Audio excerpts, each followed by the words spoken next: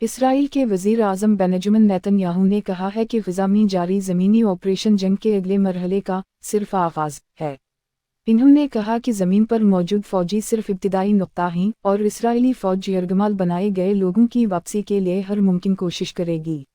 اس کے علاوہ اسرائیلی وزیر دفاع یوآو گیلنٹ نے اس بات کی تصدیق کی ہے کہ اسرائیلی افواج اب فضا، سمندر اور زمین پر لڑ رہے ہیں۔ بمباری کی وجہ سے غزہ میں انٹرنیٹ، سیلولر اور لینڈ لائن سروسز متاثر ہوئے ہیں، جس سے اس کے 2.3 ملین افراد متاثر ہوئے ہیں۔ جنگ بندی کا مطالبہ کیا گیا ہے، لیکن دونوں طرف سے کوئی کارروائی نہیں کی گئی ہے۔ مزید تازہ کاریوں کے لیے ہمارے ساتھ رہیں۔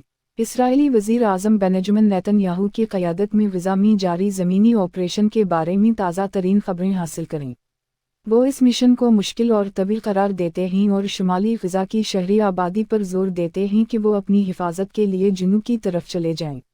اسرائیل کے اعلیٰ فوجی سربراہ رضی حلوی کا خیال ہے کہ حماس کو تباہ کرنے کا اس کے علاوہ کوئی دوسرا راستہ نہیں ہے کہ وہ طاقت کے زور پر حماس کے علاقے میں داخل ہو جائے۔ فضائی حملوں میں 7,300 سے زائد فلسطینیوں کی ہلاکت کے بعد خطے میں کشیدگی میں مسلسل اضافہ ہو رہا ہے۔ مزید پیش رفت کے لیے اس جگہ کو دیکھیں۔ اسرائیل اور حماس کے درمیان جاری تنازع اس وقت شدت اختیار کر گیا ہے جب اسرائیل غزہ میں اپنی زمینی کارروائیوں کو وسعت دے رہا ہے۔ اسرائیلی وزیر اعظم بینجمن نیتن یاہو اس بات پر زور دیتے ہیں کہ یہ جنگ کا صرف دوسرا مرحلہ ہے اور اضافی افواج علاقے میں داخل ہو چکی ہیں۔ اس کا مقصد حماس کے جنگجوؤں کی جانب سے یرغمال بنائے گئے یرغمالیوں کو رہا کرنا اور اسرائیلی آبادی کے تحفظ کو یقینی بنانا ہے۔ جیسے جیسے صورتحال سامنے آتی ہے، ہم سب پر زور دیتے ہیں کہ وہ باخبر رہیں اور اس تنازع کی پیچیدگیوں کو سمجھیں۔ اسرائیل اور حماس کے درمیان جاری تنازع کی وجہ سے غزہ میں انٹرنیٹ، سیلولر اور لینڈ لائن سروسز مکمل طور پر معطل ہو گئی ہیں۔ محصور علاقے کے 2.3 ملین افراد بیرونی دنیا کے ساتھ محدود رابطے کا سامنا کر رہے ہیں۔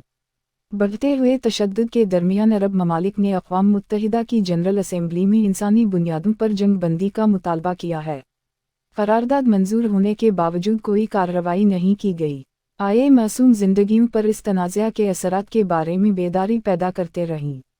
کیا آپ جانتے ہیں کہ حماس نے گزشتہ برسوں کے دوران اپنی زیر زمین سرنگیں تیار کی ہیں؟ بنیادی طور پر بنیادی کھدائی کے بعد یہ سرنگیں اب سطح کے نیچے 20 میٹر 66 فٹ تک گہری ہیں اور اچھی طرح سے انجینئر شدہ اور کنکریٹ سے ڈھکی ہوئی عمارتیں ہیں۔ یہ حماس کو اسرائیلی سرحدی رکاوٹوں کے نیچے سے گزرنے کی اجازت دیتا ہے، جس میں کنکریٹ کی اونچی دیواریں بھی شامل ہیں۔